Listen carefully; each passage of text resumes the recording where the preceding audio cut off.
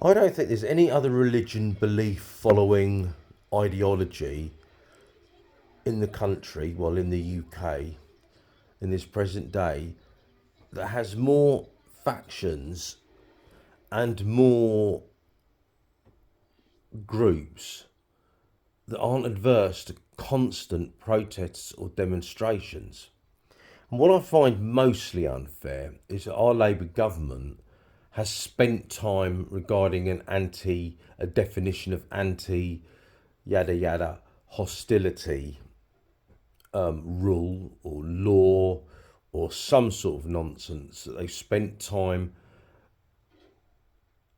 in describing, or well, more or less, who they favourite and why they favourite. So there's no other movement or group or ideology or culture in the UK who has more groups under different headings that constantly protest, demand, and demonstrate. No one else in the UK does this. And since this has been introduced since Blair's time, because we never had the amount of problems until Blair opened up the borders, we seem to have people that come to the UK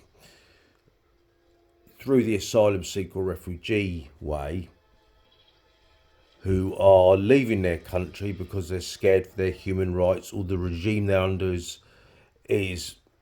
not protecting their human rights and their lives are in danger, the normal. And yet, as soon as they land in England, a few months down the line, the freedoms given turn into demonstrations, public disorder, and protests. So, why isn't the government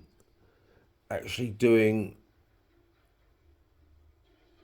an anti hostility against the British citizen regarding these constant demonstrations and protests? I just don't understand why it's so favoritised and why the Labour government constantly just look the other way, but will show full force of the law to others and yet full freedom of the laws to certain other parties.